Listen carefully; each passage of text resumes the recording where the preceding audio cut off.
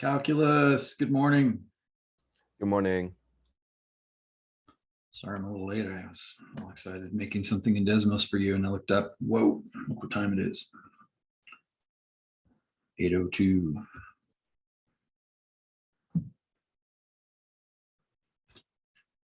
All right, let's share screen and get on with it.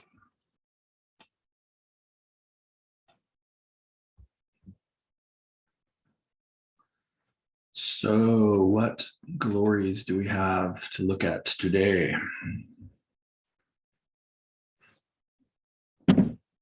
Well, we, as promised, are going to look at polar calculus, or I might say calculus in polar coordinates. And we're going to spend a couple days on this, today and Monday. So let's do it. Thank you, Martin, for responding to my email, and I appreciate your words. Thank you very much. Appreciate your time too. Thank you. Yes, sir. So I don't know if this is still fresh enough in your mind to be freaking you out as it should, but the fact that these two graphs from yesterday are the same graph, I seem to have trouble expanding this in this app. Get bigger, get bigger, bigger.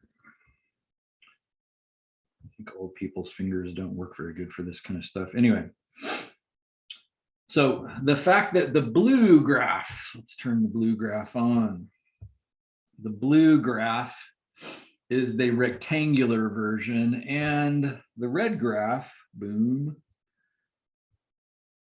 is the polar version. That's two ways of saying the same thing. I mean, I hope that still has some ring of mystery to you. The fact that we just basically redefined how we're describing our ordered pair. So the ordered pair, I have graph there, 2.45, 3.8. The XY coordinate of that, if you just rename that according to yesterday's logic, since that's X and Y, we said yesterday if I squared those and added them together and square rooted them, then I would get the radius, I would get the distance straight from that black point to the origin, I'd have the right radius. And then if I took the inverse tangent of Y over X there, then that'd give me the angle that I'm at. And you might agree that that angle looks like more than 45 degrees, maybe 55 or 60 degrees, somewhere in there. And so by just simply renaming how I described that point, and we saw yesterday that we couldn't do this in polar, but we couldn't graph in polar or graph a point in polar, but the fact that I could get to that location a different way, and yet that resulted in almost like a whole different world. And as I said yesterday, though, and this graph kind of helps us understand that, in a sense, we didn't do anything new. We still made the same graph. But you might agree that the red graph's equation looks really nice. Like, wow, that's amazingly simple. That's a simple equation. It's weird that you could describe such a complex graph in such a small, compact, concise way. And I'm even simplifying the way I wrote down the rectangular graph, because if I actually squared out, as I kind of did in class yesterday, if I squared out x squared plus y squared minus 3y, if I squared that, it would be an x to the fourth equation. That's really a gigantic equation. So that's just kind of interesting that we can do this. And so today what we want to look at is kind of the concept of something being polar, and whether we can do calculus to it. So notice this particular point. You don't need to understand this right now, but notice in Desmos, and this is what I was making right before class, it says b equals 1 down at the bottom. That's the angle. And you may notice right above it, I'm graphing the point. So that point above it is really complicated looking. So I just want to comment on that a little bit. So let's see, I'm going to leave it at b equals 1. Yeah, why not? Let's just leave it right there. And let's turn both graphs on, even though it doesn't change anything. And let's go talk about this and get a little calculus going.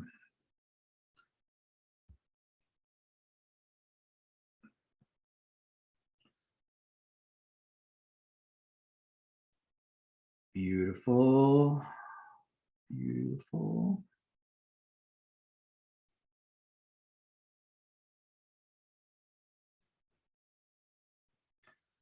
So I guess I'd like you to stare for just a second and see if you can understand how I graphed that point. I wanted a point on the graph so that we could talk about the slope and so forth.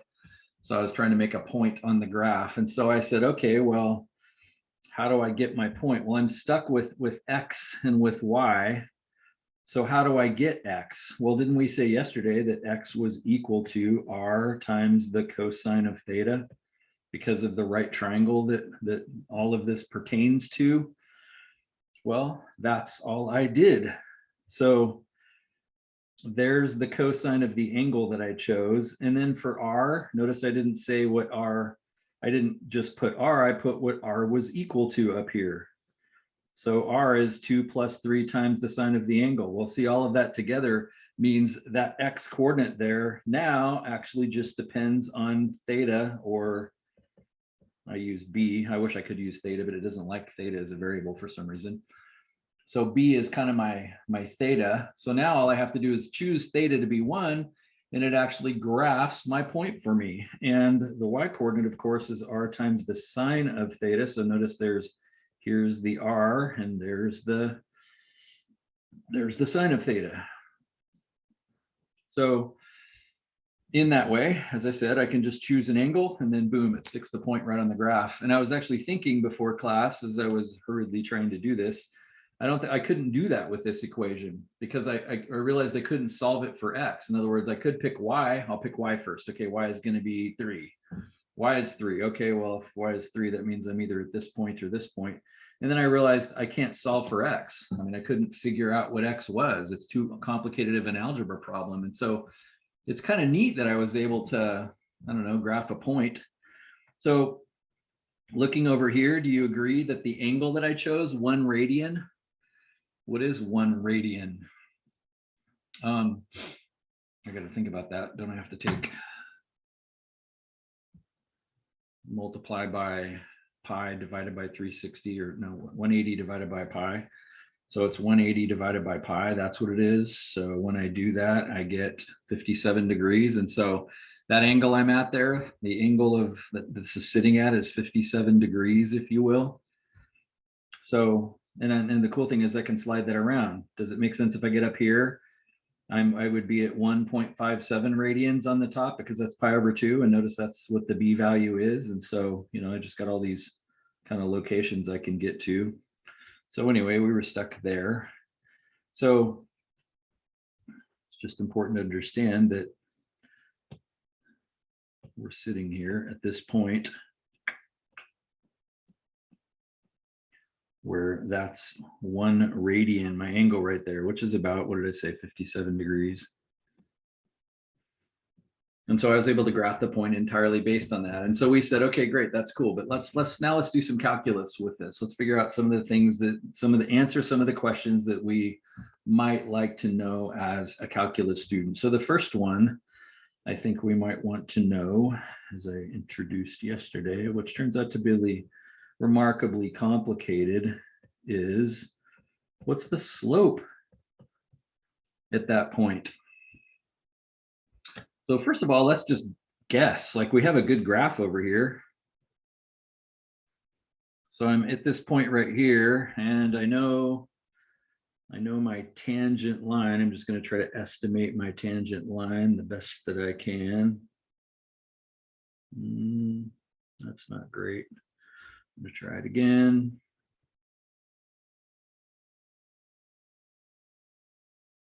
Yeah, I like that one much better. Goodbye. So that's not perfect, but I'm looking for kind of the as they split apart, I'm looking for that to be equal. So that looks pretty good. Now, could you estimate the slope of that line by just kind of looking at places it crosses?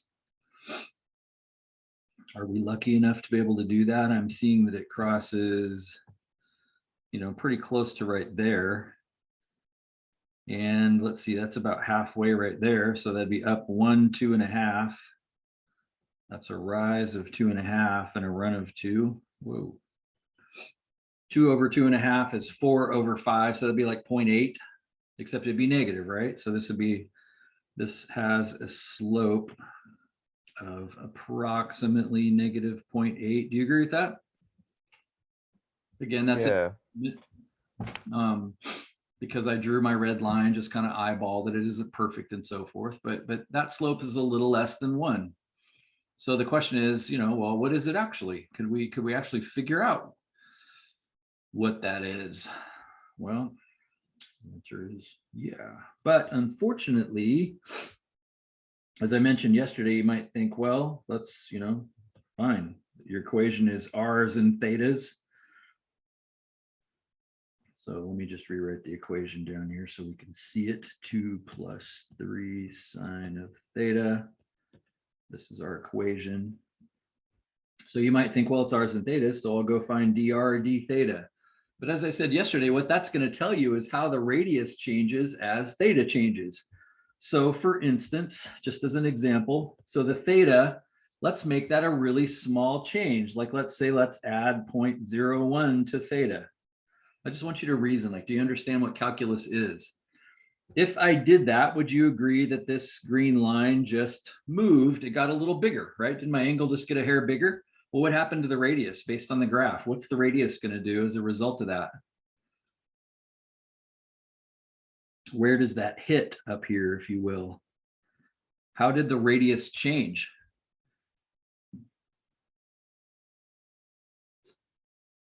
Looking for a simple answer. I don't want, there's not a math answer to this. It's like, what happened to the radius? Did it stay the same size?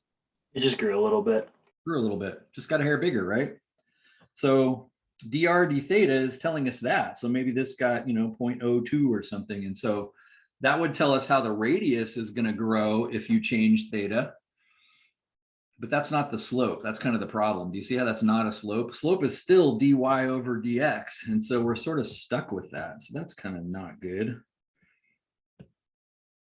So slope hasn't really changed. It's still stuck in rectangular, I guess you could say. You're stuck in rectangular if you want the actual slope of something. So it's still dy over dx. So how are we going to figure out what that is? Well, here's the beauty of this. So up here is kind of the two kind of important equations. Like these are the equations that kind of change from one world to the other. I mean, there are a couple of them anyway.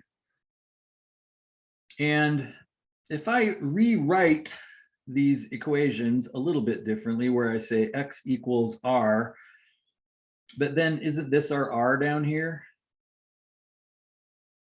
That's our r. In other words, what r is equal to is some function of theta. In other words, what's on the other side is a bunch of numbers and thetas, right? And then plus signs and minus signs and division signs and so forth. So there's some function of theta over there. So I'm just going to rewrite our equations a little bit differently. In other words, x equals r, but r is a function of theta itself. And yeah, I think I'll leave it that way. And then that's multiplied by the cosine of theta. Do you agree that that's the same thing? It's just kind of a cool way to say it. And again, the whole reason I'm doing this is because I don't want two different letters. The fact is, just like I did in my point up here that I just found, this guy a minute ago, do you see how the point was a function just of the angle? So I called the angle B, and I was able to find everything I needed by just picking B, right? So typical equations like y equals 3x minus 2, you say x is the independent variable and you pick x to be anything you want. X is 7, fine. Well, then what's y? Well, you don't have to pick y. You put 7 in for x and it spits out y for you. Isn't that the same thing here? In other words, if you pick theta to be anything you want, then theta is now chosen. Great. Well, how do you get the radius? Well, you plug it into this equation right here. You plug it into the function. You plug your 1 in here and this spits out the r value for you. Does that make sense? So for that reason, I'm just replacing r with, well, it's a function of theta. It depends on theta. You pick theta and then you can just plug it in. And so now x can be found entirely by just plugging that statement in. So the point is, do you agree that that's exactly what I just got done writing up here? So let me highlight that so that your brain is cool with it. There's the function of theta. And there's our cosine of theta. There's the same exact function of theta. Nothing has changed. And there's the sine of theta. That's the X and the Y coordinate. So my Y coordinate will be similar. Instead of Y equals R sine of theta, it will also be the function of theta times the sine of theta. Again, that I didn't do anything. I didn't accomplish anything yet.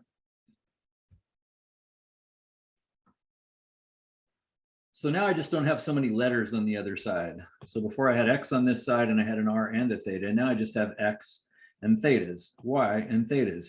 So does it make sense to you that although I can't find dy dx, which is what I really want to know, I can at least find dx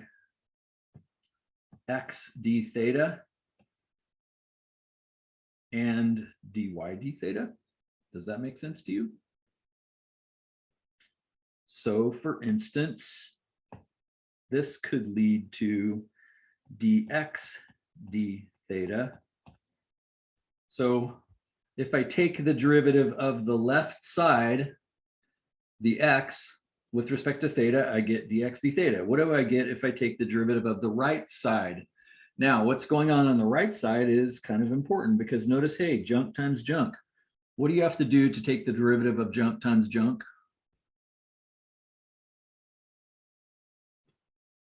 Product rule. Product rule, exactly right. So product rule says the derivative of the first junk, notice I don't know how to do that. I'm just saying take the derivative times the second junk left alone plus the derivative of cosine times the first junk left alone. The derivative of cosine, though, is negative sine. So that means this plus sign would turn into a minus sign. Do you see, my friends, that that is the product rule? And similarly, if I do the same thing with what's on the bottom, so I can't find dy dx, but I can find dy d theta. The derivative of f is the derivative of f times the sine left alone plus f left alone times the derivative of sine, which is cosine. Product rule. So I can't find dy dx, but I can find those things. But how can I use those things to find dy dx from the discussion we had with parametric equations? What could I do to those to get dy dx? Divide the dy d theta over dx d theta. Oh, baby. Why couldn't we find f prime of theta? Or will they just cancel it? Or I don't know.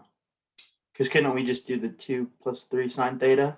Or Yes, that's exactly right. What I'm making is a formula that works for everything, but you're exactly right. So we're going to use this formula for our particular problem. That's exactly right. So yeah, for us, that's true. So good job. So yeah, dy dx can be found as being dy d theta divided by dx d theta, since dividing fractions, maybe I don't need to write this, is the same as multiplying by the reciprocal. And then sweet, we got dy dx. So that just tells me to divide those two things. Okay, well, if that's true, then here's your formula for dy dx. Let's take advantage of technology. Duplicate. So that goes on top. And this beauty goes on the bottom. Bam. This is our formula to find the slope now. Wow. ew. That's nasty. But isn't it weird? Like there's not kind of another way. Like this is the only way you can do it. So that's horrible. So again, my temperament is such that it's like, let's not memorize that. But isn't it cool that we can make it for ourselves with so little trouble? The first time I saw that, I thought, what genius figured that out? But then I realized, after I waded into it a little bit, it's like, well, actually, you can make that if you understand the product rule and so forth. That's kind of cool to be able to make it. So let's use this tool now and see if we can kind of reproduce a slope that is pretty close to that 0.8 up there for our equation. And so we're sitting here with the equation. So in our example, where r was equal to 2 plus 3 sine of theta, we said, let's see if we can find the derivative of that. Well, okay, so let's see, what did we just discover? How do we use this crazy formula? We take f prime of theta.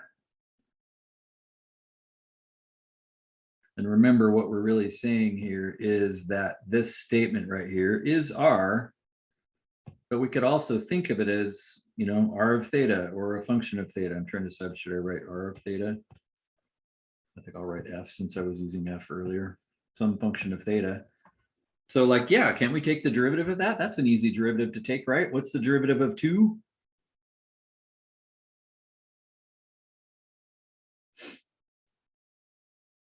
Nothing. Nothing. And the derivative of 3 sine of theta is 3 cosine of theta. So there's our f prime of theta, and then that just gets multiplied by the sine of theta. So that takes care of that. I did that now, right? Plus f of theta, well, that's just without a derivative. In other words, whatever your function is without a derivative. And then that's just multiplied by the cosine of theta. So let me write that out. This is my f prime of theta. This is just the sine of theta. I didn't have to do anything to it. This is just my function, and this is just the cosine of theta. And I'm supposed to multiply those. Okay, great. There's the top. Awesome. I'm done. What about the bottom? So that takes care of that. What about this? F prime of theta times the cosine of theta. Well, that's easy. It's the same thing I just did. F prime of theta was 3 cosine of theta, except for this time I'm not multiplying by the sine, I'm multiplying by the cosine. And then there's a minus sign.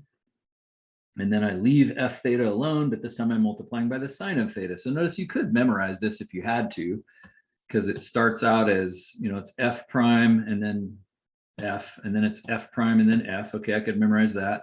And then it's sine cosine, but then on the bottom cosine sine, and then there's a plus and a minus sign. Like I could memorize this if somebody made me. I'm not going to be happy about it, but I could do it.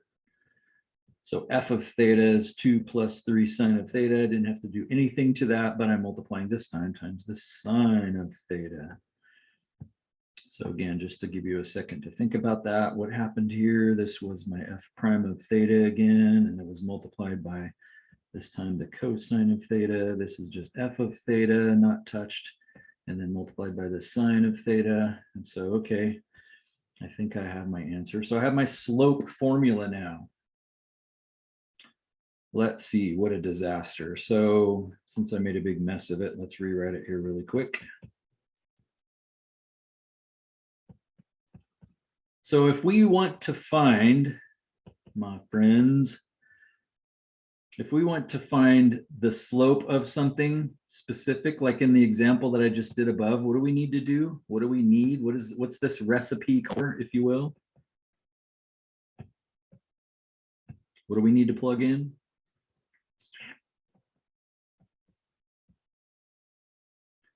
Does it depend on? That was cosine times cosine, so I might as well write it.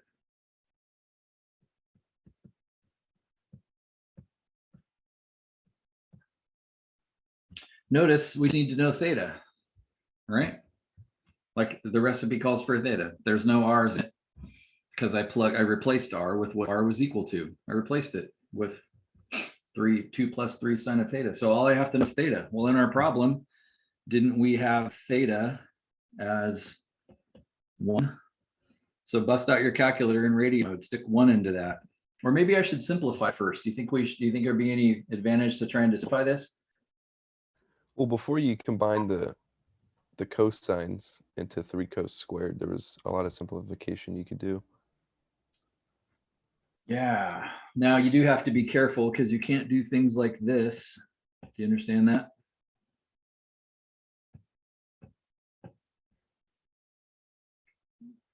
But you could do this. Do you agree if this distributes, if this, they better change colors. If this cosine distributes in here, then you'd have 3 sine of theta, cosine of theta, but then over here you have another 3 sine of theta, cosine of theta. So you have a total of 6 of them. And then when you distribute it there, you just have 2 cosines. Maybe that's a little better. It's a little better because before we had 1, oops, that's not the right choice. We had 1, 2, 3, 4 places to put 1 in, and now we only have 3. So I guess that's worth something.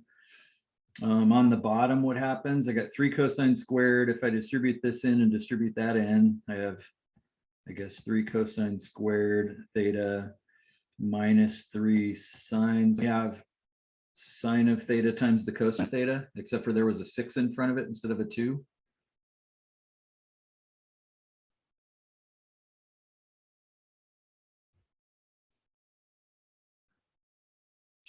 So for that reason, it's kind of fun, but you don't have to do this.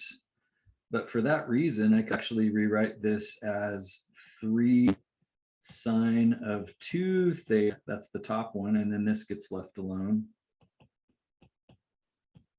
And the bottom, cosine squared minus sine squared was equal to the cosine of 2 theta, but I have a 3 to factor out, so that'd be 3 times the cosine of 2 theta, and then it's minus 2 sine of theta. That's kind of fun just to be able to do that. Like, you should always be working on your algebra skills. You should be understanding the identities. My point is, if I'm good at this stuff, I'd rather plug 1 into that last statement right there.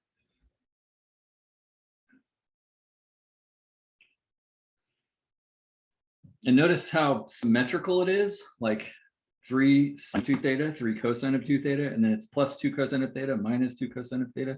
Now, of course, on the edge of my seat, because I'm typing this in my calculator, I'm really hoping the answer to this is around negative 0.8. So I'm typing 3 times the sine of 2, since 2 times 1 is 2, plus 2 times the cosine of 1, close the top parenthesis off, divided by start a new parenthesis on the bottom, 3 times the cosine of 2, minus 2 times the sine of 1, close all those parentheses off. I hit enter, negative 1.3. Burn. I got negative 1.3. I was hoping to be closer to 0.8. So now my problem is, did I type something in wrong? Did I make an algebra mistake? Is my original drawing where I thought the slope was 0.8 wrong? Oh man, that's off more than I'd hoped. So I'm first still checking just what I typed in to make sure I even typed it in right, because that wouldn't be too strange if I missed a parenthesis or something of that nature. Unfortunately, I don't see anything wrong there.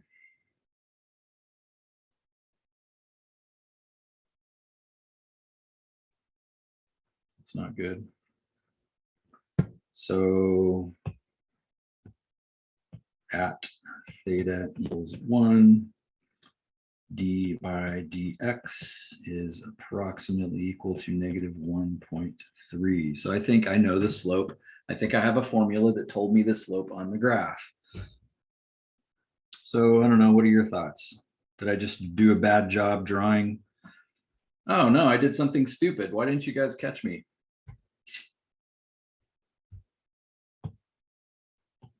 I counted those correctly, but what did I do wrong? I think Martin got it. What did I do wrong? Did you divide them backwards? Yeah. I put run over rise. I put 2 over 2.5. That's not slope. Slope is rise over run. 2.5 over 2 is 5 over 4, right? That's negative 1.25. Okay, there we go. So the math works. So I did a pretty good job estimating it, right? That's kind of cool that I was able to draw a picture and make a decent estimate. And I got really lucky in that, in the sense that my red line was pretty gob of being, you know, tangent to the curve. I'm looking at the gap down here and the gap over here, and it looks like they're about the same. So that means my estimate was pretty decent. So I was able to estimate 1.25 when the actual answer was 1.299. It's pretty good. Actually, it was only off by 400. So that's pretty cool. The point is it's working. Does that make sense? Like, this crazy formula for slope is working. That is just weird.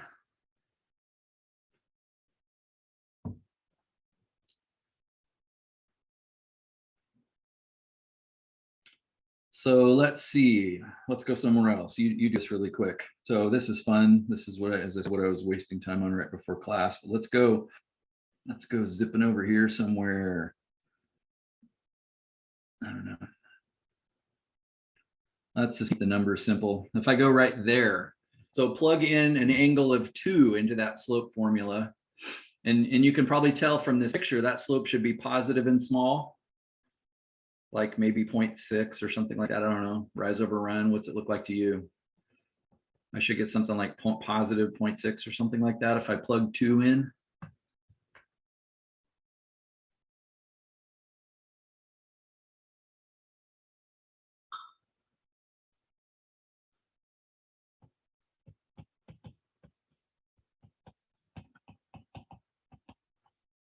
And I have the whole thing sitting in my calculator, so I'm just going to go back and retype it. Just going to replace everything I see with a 2. All my 1s are getting replaced with 2s. I got 0.82. Is that what you got? You see this working? That's what I'm really after. I mean, it's like we made this formula for ourselves, and it's just amazing how kind of beautiful and complicated it is. But it actually seems to be working, doesn't it? Now, those were random slopes. And again, interrupt immediately. Those were random slopes, but what are some of the more interesting slopes in this graph? I just went to random places and said, what's the slope? The loop-de-loop. Yeah, like what's going on down at the loop-de-loop. That's kind of a cool spot, right? So, you know, like right there is kind of an interesting spot. See if I can get it to stop right on the top. Oh man, I had it, but I lost it. Anybody recognize the angle right there? It says 4.7, but does anybody recognize that? That's a special place on the unit circle. It's like pi something. Yeah, pi. It's like that's one of the good ones. Anybody 3 pi over 2. 3 pi over 2. 3 pi over 2 is 4.71. You should have that memorized. Pi over 2 was 1.57. So this actually 4.71, it's 3 pi over 2 is where we are right now. What should the slope right there be? It's gonna be 0. Yeah, the slope should be 0 right there. Well, let's do this the reverse. Like, by the way, am I freezing? I keep seeing myself frozen. Is my words choppy? I don't think so. It's okay. Okay, good. So let's do this backwards. What I just gave you is random points and said, what's the slope? But would you agree that top of the graph right there is a particularly interesting location? So let's see if we can go find this. And I'm going to give you a second to think about that. Let me bring this over into the notes again, so we can play with it.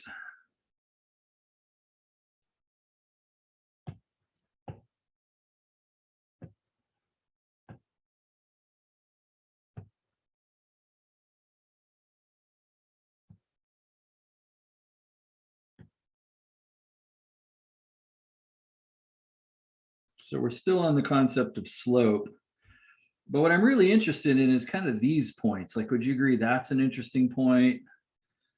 Let's see, I don't exactly know where that is, but like somewhere over there, like those are vertical and horizontal points. All of these, in a sense, these are the points that really kind of define this curve. If you could actually calculate all of those points, does it make sense you could actually graph this without a graphing calculator, so to speak? You can again appreciate ancient people trying to graph this stuff, saying, well, if we could find the horizontal and vertical slopes, maybe that would help us to find what the graph looks like and so forth.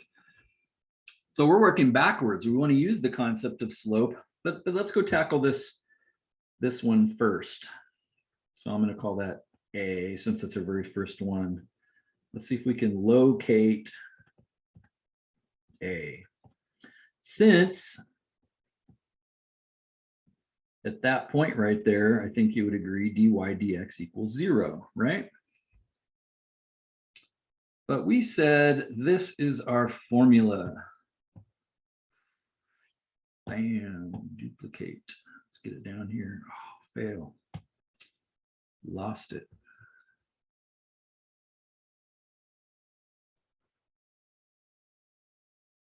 We said this was our formula.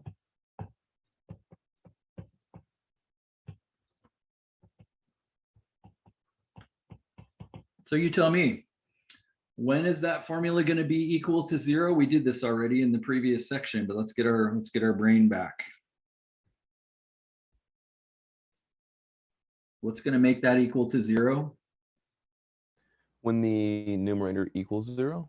When the numerator is 0, right? Because we don't care what's on the denominator. 0 over 5 is 0. 0 over 20 is 0. We don't have to care about what's in the denominator. So we just have to take kind of that first part. So if the slope is equal to 0, that's sort of code for, the numerator's got to be equal to 0. So then we just got to solve that equation.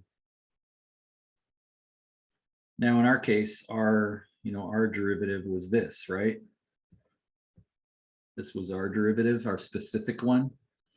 So let's work with that. We should get 4 answers, right? Isn't that weird? We should get 4 answers. That seems kind of strange. Excellent observation that you're making there. And where to put this? Let's put it right there. So if this is our slope equation, then we should get 4 answers somehow. That should really kind of stress you out a little bit. Like, what? How in the world is that going to happen? Okay, so we just need to know when 3 sine of 2 theta plus 2 cosine of theta is equal to 0. Woo!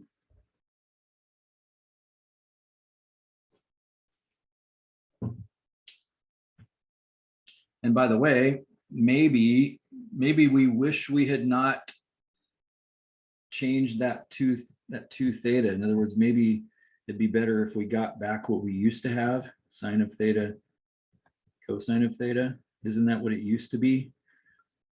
How good is your trig solving skills? What I don't want here is 2 different angles, because right now there's like, if this angle's 40 degrees, then this angle's 20, right? So they're 2 different angles. Well, if I kind of switch it back, maybe that'd be easier to solve. Now, again, it's not like we actually have to solve this. Can't we just cheat and go into Desmos and solve it? But just for the fun of it, let's see if we can. Let's see if we can do this without wimping out. Should we start with 3 pi over 2? Yeah, and so what should happen is, based on what I told you a second ago, if you put 3 pi over 2 in there, that should actually work, shouldn't it? Because didn't we say there was a 0 there? And again, you might not have recognized that when it was 4.7. You might recognize it because I pointed it out. But yeah, if you stick 3 pi over 2 into that statement, just type it in your calculator, it's going to say 0, isn't it? But let's see if we can get it to produce itself. Now, this is a little hard to solve, but perhaps you could see that, let's see, I could factor cosine out. Why is it really cool to factor cosine out? Why is it really cool to factor it all here? Why is that really helpful, algebra students? You can set them both equal to 0. Yeah, because now I have junk times junk equals 0, which means I can consider them separately. So now one answer for this is cosine of theta all by itself could take care of the 0, right? Well, you know where that is. Where is that on the unit circle? What angles are you at if you have the cosine? Pi over 2, 3 pi over 2. Yeah. 3 pi over 2. Which we're not surprised to see, correct? But also pi over 2. Isn't that interesting? There's like a second answer. So there's 2 answers right there. Well, let's go to the graph and see. Let's go see if that's actually the case. So if I go down here to B, I probably don't need to do this one, but let's do it anyway. If I say 3 times pi, let's see, how do we get pi? I think I just type it. 3 times pi divided by 2. Notice the nice thing is, because of what I made, it shows me that point. Yep, that's cool. Where's pi over 2? Well, let's go get pi over 2. Bam. Up there. So notice there's 2 of my answers. I didn't hear you say this. It might have been Raymond, but there's two more, right? So where's the other two going to come from? So that works. It's working. That's really cool. That's going to be when Okay. sine's equal to 0. Yeah. Isn't our second one this one? So when is 6 sine of theta plus 2 equal to 0? Well, if I subtract 2 and divide by 6, I would get the sine of theta equals -2/6 or -1/3. Now this isn't going to come out as a pi answer. Perhaps you recognize that. So I'm going to have to go inverse sine of this to get the answer. Second sine of -1/3 is, that produces theta is approximately -0.3398. So I'm going to call it -0.34. And again, these are angles. And so I find myself thinking, really, does that work? Let's go check. -0.34. I want you to watch what happens here because I don't think this is going to work. I want to see if you can figure out why. -0.34. 0.34. That did work. The reason I didn't think it was going to work is because up top I said, let's graph this thing. Let's ignore that. It worked. Look at that. That really does look like a 0 slope down there. So that's cool. Now there's more than one way to say that angle. Does that make sense? Like we gave the negative angle for that. So you could add 6.28 to it, a whole lap, and name it something else. But of course, now you should be thinking, where's the other one? Like, how do I get the other answer to this? That's not so obvious. So if theta is -0.34, again, you should have this memorized. From here to here is -1.57. So -0.3 would be over here somewhere. So it's like right about there.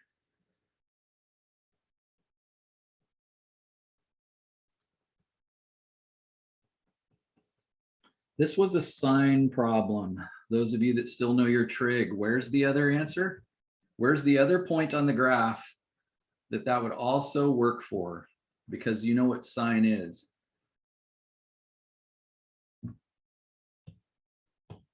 Sine is which coordinate, X or Y? Y. Sine is Y. So would you agree with me that that point right there has exactly the same Y coordinate? It's the only place on that unit circle that has exactly the same Y coordinate. And so if this location was down 0.34, then isn't this location also down 3.4? So wouldn't that, because this location is called pi, then wouldn't this answer right here be pi plus 0.34, whatever that is? Pi plus 0.34 is about 3.48. So your calculator will not give that one to you. You got to figure that out yourself. But again, I want to check it. This is very exciting. I don't want to miss this. I want to see if it really works. 3.48. Yeah. So that's awesome. So we literally found every place on that that had a 0 slope. That's just, those are just cool places. That's all. There's nothing special about this. I could have said, hey, let's find out where the slope is 1. That's no different. But that's just kind of cool.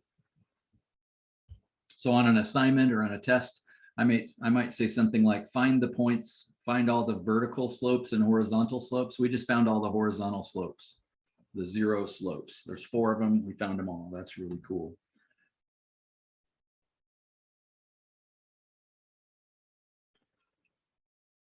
I do want to remind you of something though, because that's powerful, I think, to be able to solve that yourself. But remember, if we went clear back to the start of this to here, couldn't we just cheat and graph that to solve it?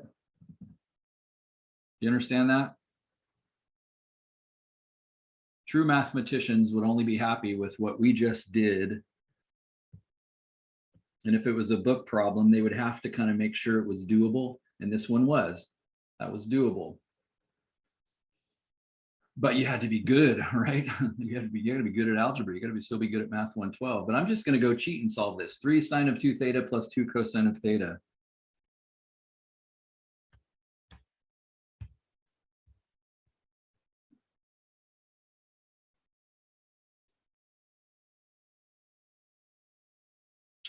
3 cosine of 2 theta. Except for I'm just going to say x. Was it plus 2 sine of theta? Man, my memory is amazingly terrible. Is that what it was?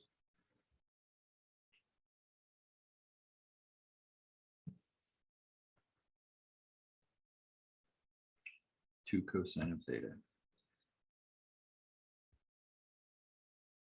Sine cosine. What an idiot. No, that's not what it was. That was sine, the other one was cosine.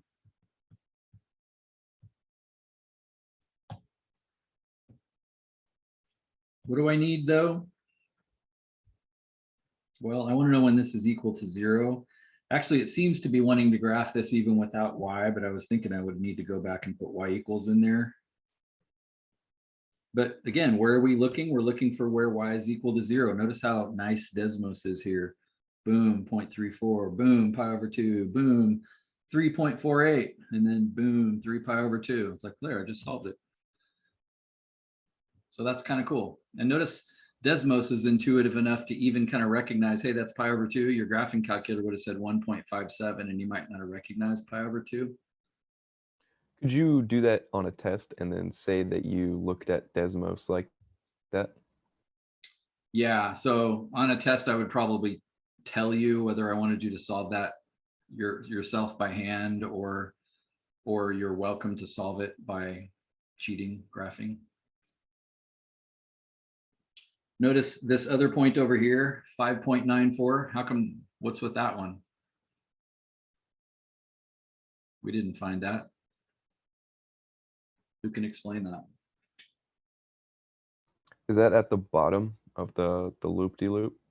Good Right question. at the- Maybe that's at that little bottom of the loop-de-loop. That's an excellent observation. That's not the case this time.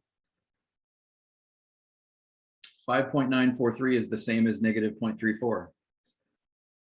It's just another way to name the same thing. Remember, this actually has thousands of answers, right? Look at all of them out there, because it has multiple laps to it. Because remember, this graph, it just keeps going around and around in circles and following the same path. So there's actually thousands of angles you could choose here. So in a sense, the better 4 answers to this would actually be these 4, because they're all between 0 and 2 pi. When you say negative 0.34, that's just kind of a worse way to say it. Anyway, that's just interesting.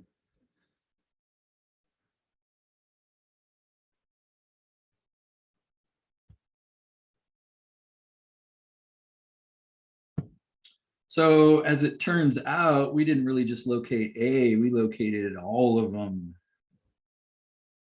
We located A and B. I'll just go ahead and label them all. We located A and B and C and D, if you will, as a result of our work. So just to make the notes look a little bit clear, this was A and this was B. C was this one and D was that one, right? So we found all of them. And so what if we jump now to, I guess it turns out it was just as easy to kind of find all of them, since we ultimately found the horizontal slopes there. Again, you think about this. What's it going to take to find the vertical slopes? Again, we did this in the last section, but what's your thoughts on vertical slopes? When our derivative function is undefined, so when the denominator is 0. Exactly. So that happens when the denominator is equal to 0, not the numerator, which was last time. But this time the denominator is equal to 0. Well, that feels like, oh, well, that's a similar kind of an equation, so that shouldn't be too bad, right? So when is 3 cosine of 2 theta minus 2 sine of theta equal to 0? Well, this time let's cheat. Like we could do the same thing we just did a minute ago. Well, actually, let's not cheat. This is actually not that simple. It's not as similar as you might think. Again, what I don't like is the fact that there is a 2 theta and a theta. And so I kind of need my original problem back, which was actually, we said 3 cosine of squared of theta minus 3 sine squared of theta.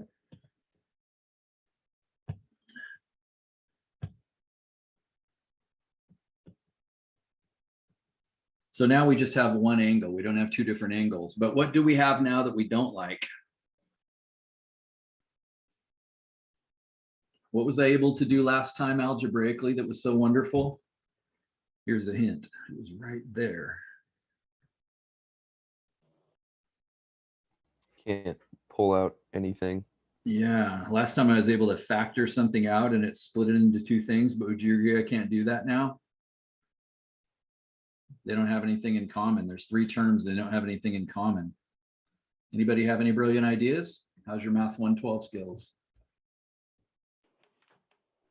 There is another trig substitution with sine and cosine squared in 1, wasn't there? Yeah. Yeah. I don't know So- if it'll be helpful though.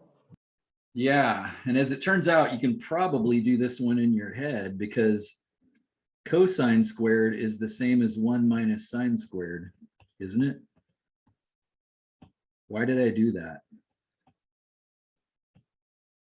What's good about that?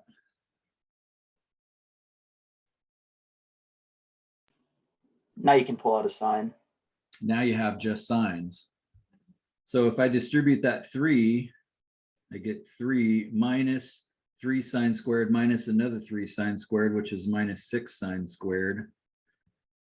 And so I only have sines. However, you can't pull a sine out of this because of that dumb 3. Do you understand that? But can you still solve this? Here's a subtle hint.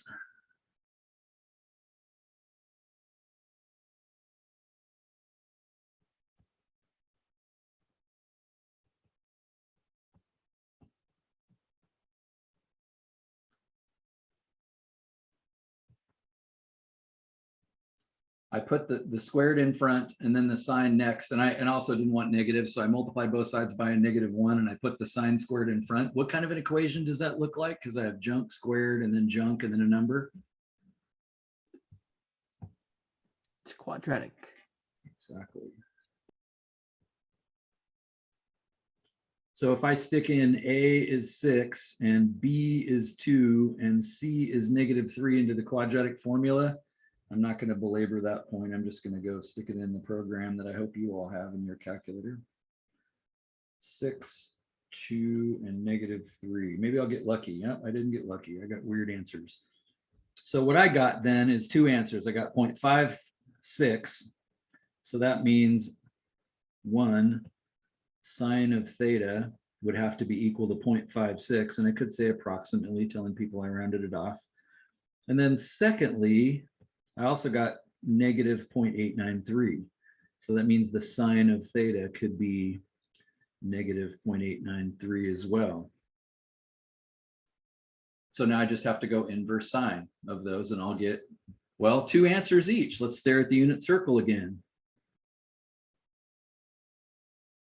Can you estimate this? Do you understand what trig really is?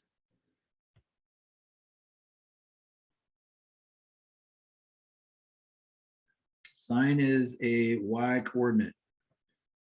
If the y coordinate is 0.56, not the angle, the y coordinate, since this is a y coordinate of 1 and that would be a y coordinate of a half, we'd be here and there. Do you agree that both of those are y coordinates a little above halfway up? And then the other one is a y coordinate of like -0.9. So that'd be like way down here. And so there's my 4 answers right there. You agree with that? Approximately.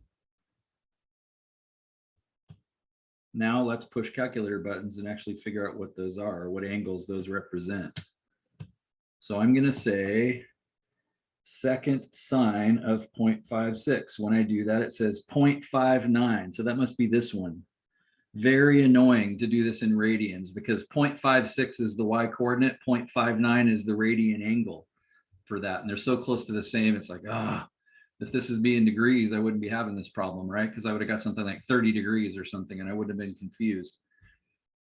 So if this is up 0.59, then that means this is also up 0.59. So I guess that'd be pi minus 0.59. My calculator says pi minus 0.59 is 2.55. So this one is 2.55. So there's two of my answers. Theta equals 0.59. Theta equals 2.55. At least I think, or maybe I made a mistake. And then I say second sine of negative 0.893, and the calculator says negative 1.1. So that must be this one, right? Negative 1.1.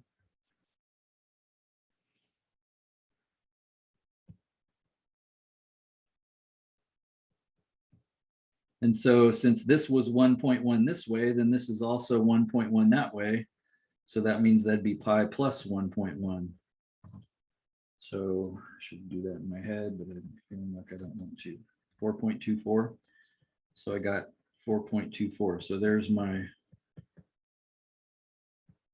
what I think are the 4 angles. Again, isn't that cool that the algebra produced 4 answers and our graph actually had 4 places that were vertical slopes. And so that's kind of cool. So wouldn't that be neat if you're like a caveman doing math and you're like, wow, this graph is cool. It's got 4 vertical slopes. I wonder what it looks like. You know, in our sense, we cheated. We went backwards. We already had the graph. So let's go take a look at that. After I fix my penmanship and fix it again because I can't even write the right number down. So I'm going to lose this. I'm going to take a quick pick of these 4 numbers and we're just going to go to the graph really quick and make sure that the world is a good place.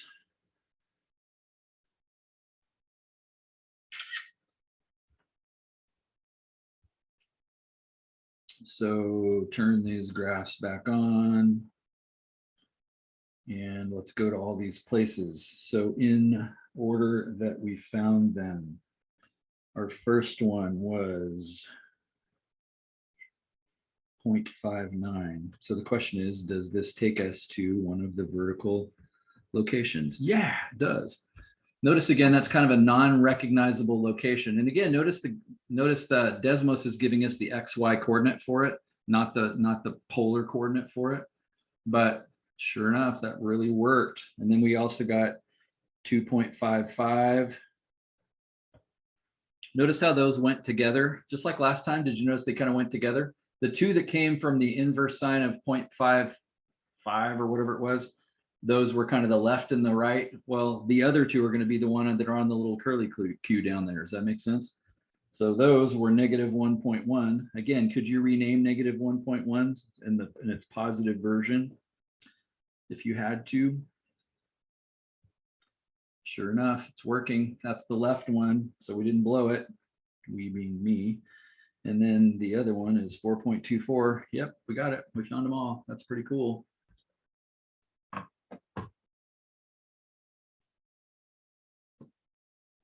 So we know the slope. We know the slope formula now. We can use it for something kind of cool. So I'm just going to throw these on there really quick because it seems like something we should do. If this was A and this was B, oops, I already used those letters. A, B, C, D. If this was capital E, capital F, capital G, capital H, then isn't this what we found? This was E, B, C, D. This was F. This was G, and this was H. So we actually found them all. Yeah, I think that's right.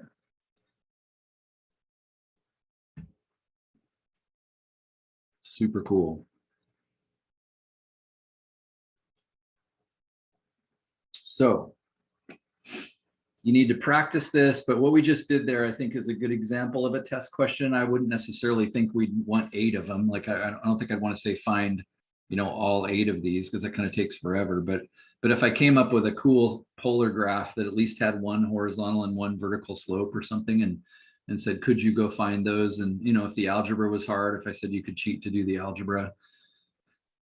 Remember though, that, you know, in terms of cheating, you can really cheat here in the sense that that, if I asked you, if you didn't know anything, couldn't you just drag this thing around and say, well, there's one right up there. I'll show this one over here. It's like, yeah, it's pretty close. That's pretty close to vertical over there. So I can make an estimate of it. So you should know your answers right, at least by just looking at it.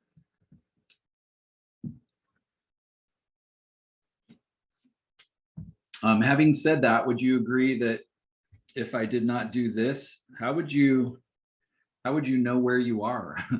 Like, you're not going to have that luxury on the test. Does that make sense? I mean, unless you could build this for yourself. But if I said, okay, great, the angle's 4.24.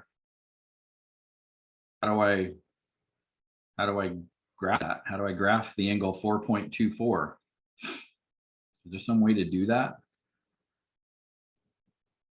I have an idea. I'm just going to try it really quick. The angle is 4.24. Well, let's see. In the equation of a line is y equals m times the slope. I'm sorry, m is the slope. Y equals the slope times x. Well, if the slope is the tangent of theta, which I just got done saying was 4.24, and I multiplied that by x, did that work? Do you understand what that just told us?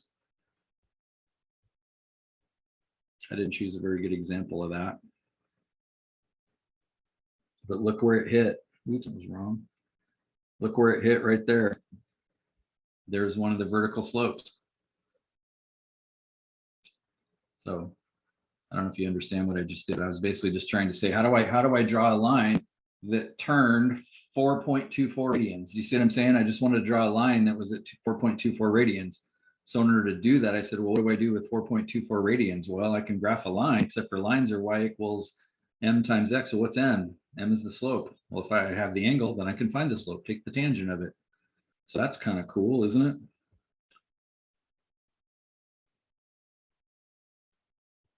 it? Just for the fun of it real quick, since we're sitting here, another one was 2.55, wasn't it?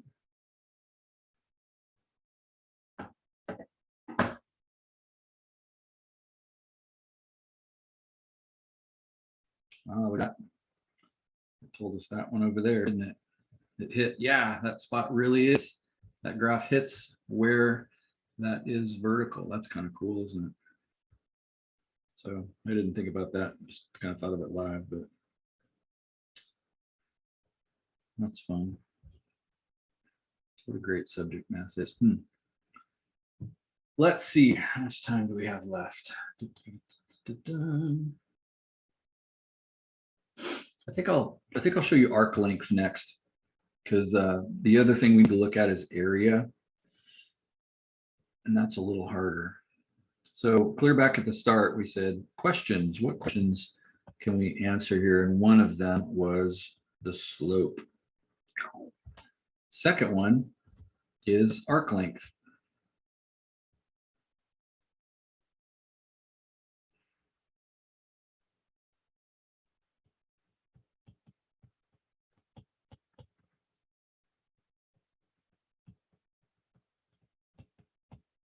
How long are these curves? If you have some chunk of a curve, how long is that thing? Let's build this. Rather than just tell it to you, let's make it from scratch. Would you agree that this is kind of no different than before? In other words,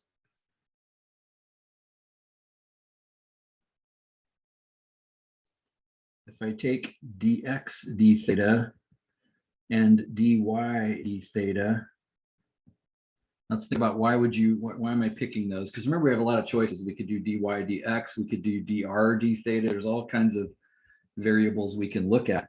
But for the chunk of the curve, actually, let's get that going the other way so everything is positive. If the curve looks like this and you say, I need to know that length right there, then isn't that a little bit of x and this is a little bit of y? And so if I square this and square root them and add them together, but what I don't have access to is dy dx, but what I do have access to is dx d theta, dy d theta, since we had some equations a minute ago that told us what those were. And so then if I squared these and added them together and took the square root, does it make sense that would be the length of that little chunk right there? Don't write this down, by the way, because we're going to improve this. And then if I just added all those little chunks up, isn't that the same thing we did? Except for in the previous section, it was dx dt and dy dt, except for in section, it's dx d theta and dy d theta. It's no different than what we did in the previous section.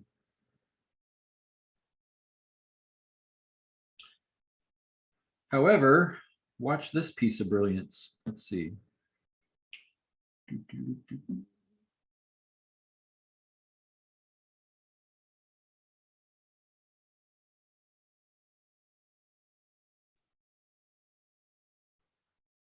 Don't we know what those are? We have a formula for those, yes? Duplicate.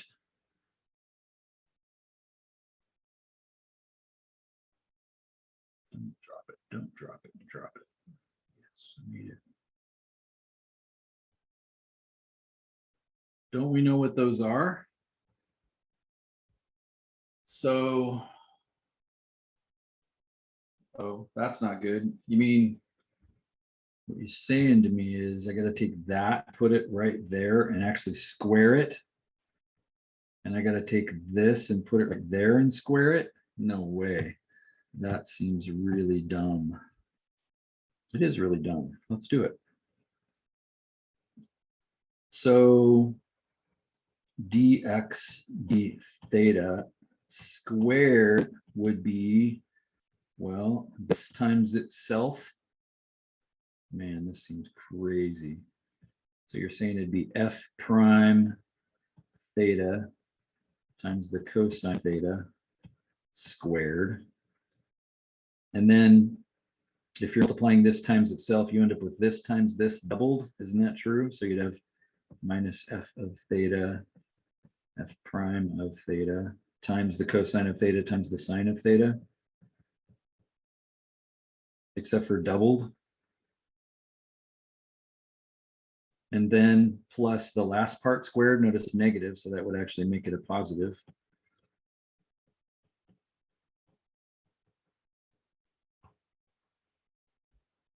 Do you agree this is a terrible idea? It's going nowhere.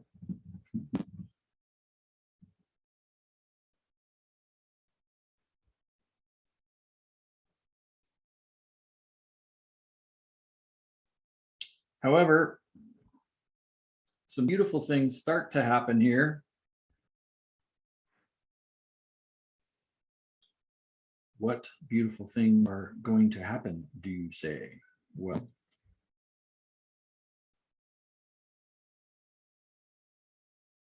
if I square that out,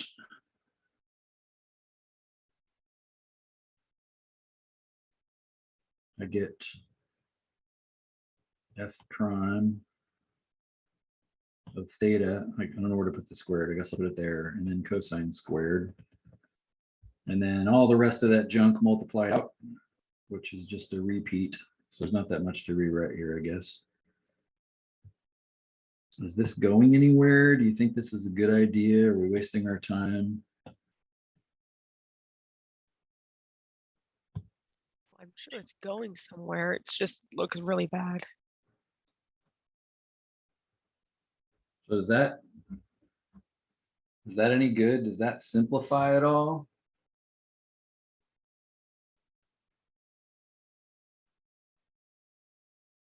I was looking at sine squared theta plus cosine squared theta and thinking, well, maybe that. But then they're multiplied by f of theta and f prime of theta, and so that's no good. So that seems not so good. Well, I don't know.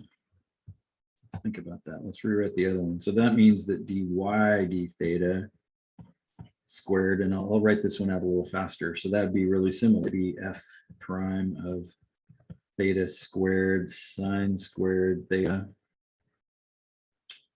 Then it would have the same middle term, but it'd be a plus sign. Do you agree with that? So it'd be plus 2. It's exactly the same middle term, f of theta, prime of theta, sine of theta, cosine of theta. And then plus f of theta squared cosine squared. So, okay, I got those two terms and they're squared now. Great. So this seems terrible, but what are we going to do to those two terms? What are we doing to them? We're adding Add 'em. things. So, okay, well, what happens if I add them then? The A lot of middle. stuff cancels. Yeah, look at that. Exactly the same term. Boom, gone. Then what happens? Anything good?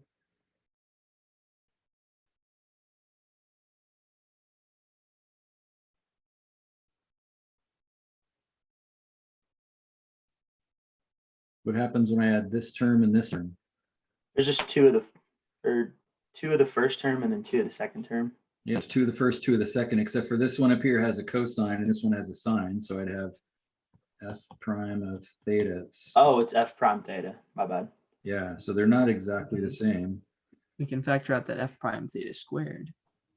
And then we can, So Use there's the the cosine first two squared. terms, right? Ben's idea, does it do any good to factor out f prime of theta squared?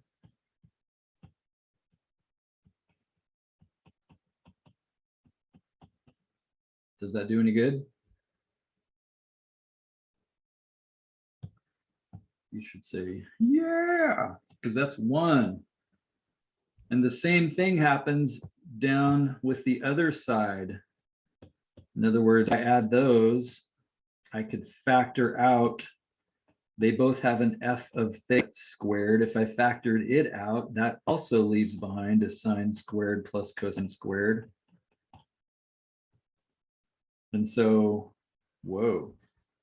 So you're saying that's what this is to then? So that's what it started with. But the arc length formula then is this. Again, I just show you that because it's kind of cool. You don't need to know that. I'm not going to make you prove that. This is formula I would stick on the test for you. I'd say, okay, let's add up this square root. Now we still have to square root it, right? Because it was under the square root sign, but all I have left here then is just these terms.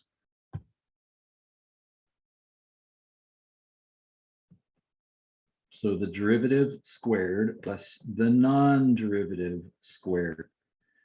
Again, the way I'm writing that is not super clear because, you know, what am I saying? What's being squared there? Is it the theta or the f of theta? It's the whole thing.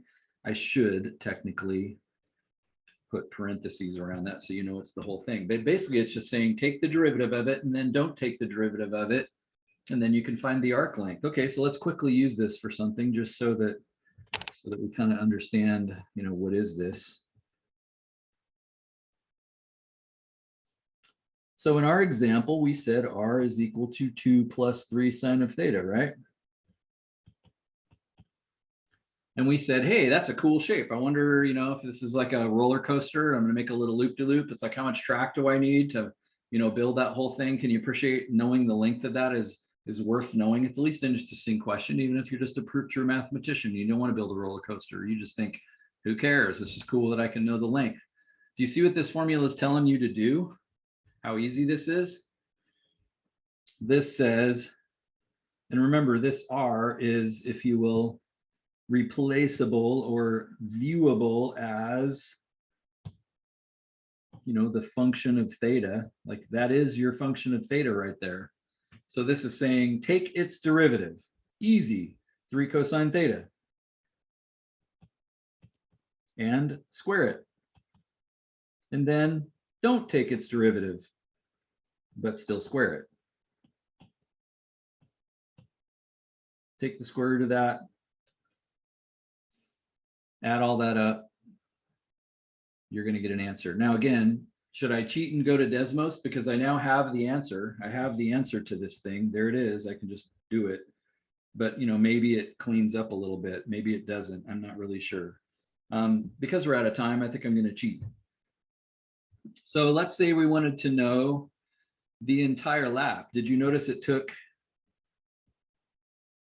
all 360 degrees or 2 pi radians to kind of make the whole shape? Did you notice that happening? Let's go back over here really and take a look. Fix it to square it back up. Man, I'm glad that button exists. So back over here, so it said go from 0 to 2 pi, I just went to 0 to 6. Do you see that it wasn't quite finished? It had to go all the way to, so again, so I think it's kind of cool to do this, and I think we have a second or two, so let's just do this. If I say C equals 1. So just to watch this grow, and I think I'm even going to go into this and say start at 0 and go to 6.3. So I'm limiting it now. So if I start at 0 and I start letting it grow, this is how it grows. And so we're looking at what's the length of this line. So remember, does it make sense? I could stop anywhere I want. I could say, what's the arc length from 0 to 1? And I would know how long that is. Again, it's curved. That's amazing. We could do this. But I could keep going all the way around here. But it took all 360 to make this kind of loop to loop. So I want to know the whole thing. That's what I'm saying. I want to know the length of that whole thing. So you could chunk it up and know just the length of the little loop to loop. Did you notice the loop to loop started right there? Apparently at 3.86, and then it went from there, and then it stopped again at 5.56. So couldn't I say 3.56, 5.56, and I'd know just that little loop to loop. So you can kind of do any part of this you want. That's what's so cool about it. But I want the whole thing. So I'm saying everything. Well, let's cheat to get the answer to this. So we say I would like the integral from 0 to 2 pi, whole thing. And our function was the square root of, let's see, I'm trying to just do this off memory. It was 3, so it's Your 2 pi is not quite 3. done. Yeah, the graph is not. You said what is wrong? No, on your integral that you're typing, the 2 pi didn't get Oh, the pi. 2 pi is not done. Thank you. I'm having a lot of problems with this because I'm hitting I and things, but then it isn't doing it for me. So.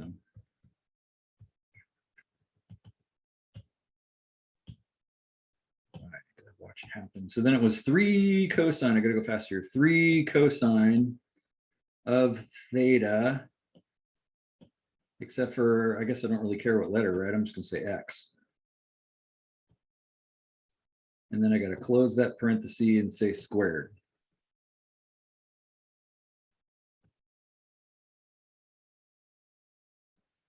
Okay, I'm happy with that. And then we went on to the part of it that was not squared, right? Which was 2 plus 3 sine of theta. I'm using X for theta. Close that off, square that. I want to see the whole thing. How come it's not working? Those of you new to Desmos, where's my answer?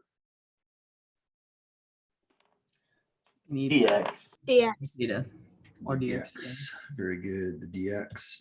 So that all looks right. Get outside of this, say dx, and hopefully this isn't too complicated. Maybe it's too complicated and it won't do it.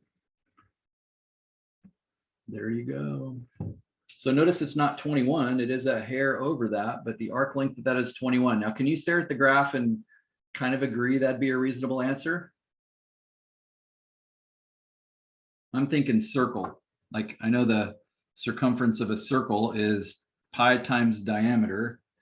Let's see, the diameter of that circle, would you agree it looks like it'd be about from 5 to -1, so that'd be like 6. So it should be around 6 pi maybe, except for maybe a little more with the loop-de-loop. When I went 6 times pi, I got 18.8.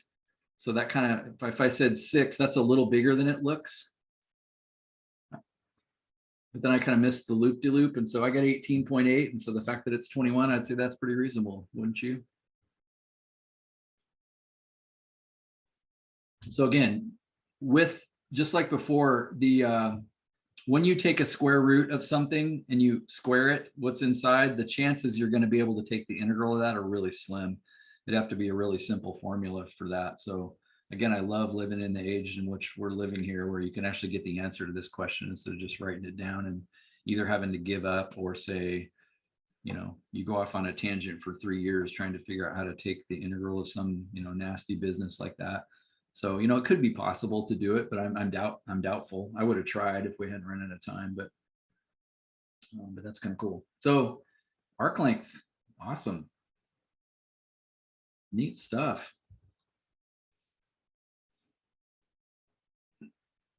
All right, 9:26, I better stop. So Monday, we'll talk about area of that shape. And notice that's a weird question to ask, because if I say, what's the area of that shape? What do I mean? Is it the area of the little circle, or is it the big one, or is it both of them added together, or one of them subtracted from the other one? I can't just say find the area, because this shape doesn't lend itself to that statement very well. But that's a really interesting process too. So we will tackle that next time. Thanks, Doug. Thank you all. Good to Thank hear you. from Yeah, thank you. Bye.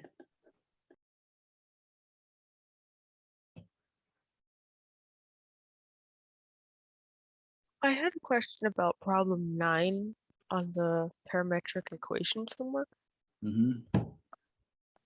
It's a story problem about a drone traveling and dropping a package. Yeah, let's open that dude up. Let me throw this notes for forget real quick. Do you have it up? Do you want to share it? I think you can share it. Yeah, sure. Why don't you do that?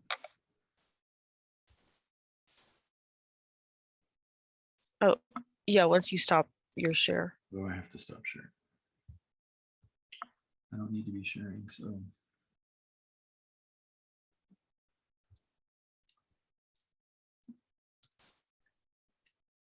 Okay.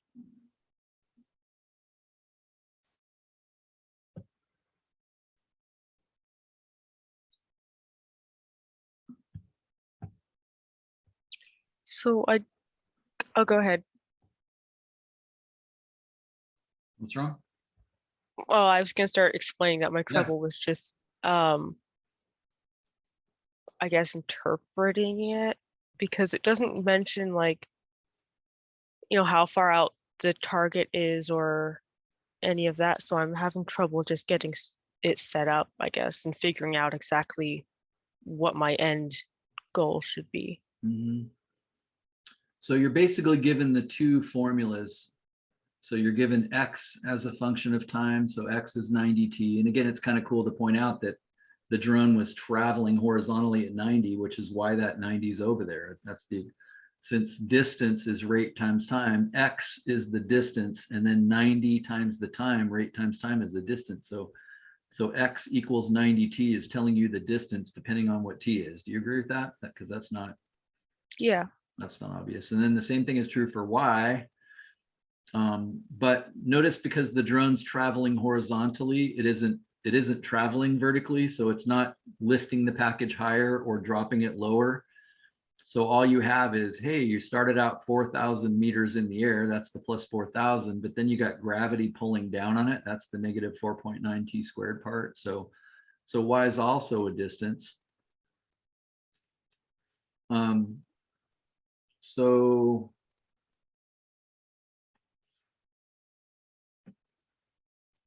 you tell me, what are your thoughts on that? So at first I thought I should find the point where its X coordinate is at 0, since that would be when the package was on the ground. And then, Okay, back up. Now think about what you just said a little bit more.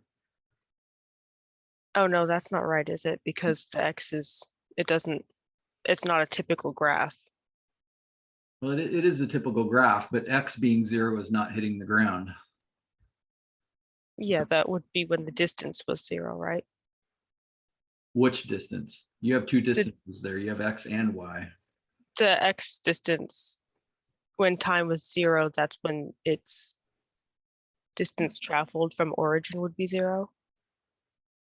That's right. So you think of it as like on the XY axis, except for it's 4,000 feet right over the top of the origin.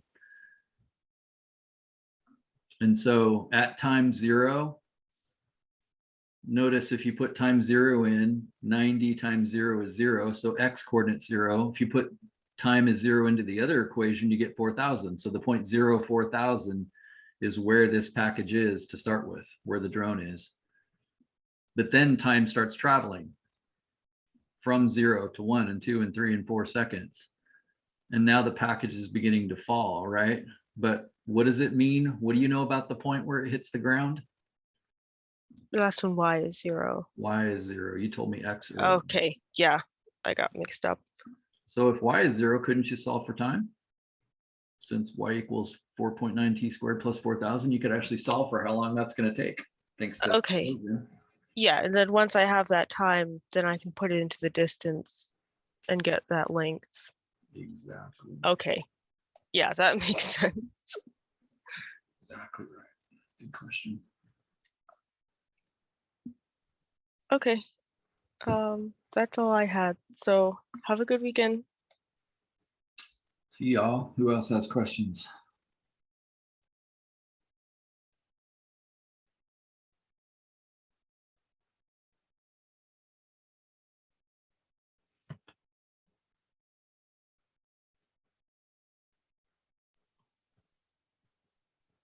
I just stayed to hear questions. I am out of here. I'll see you later. Sounds good. Thanks again for your comments, Martin, both personal and your effort. I really appreciate you saying that. It means a lot to me. Thank you. Yeah, of course.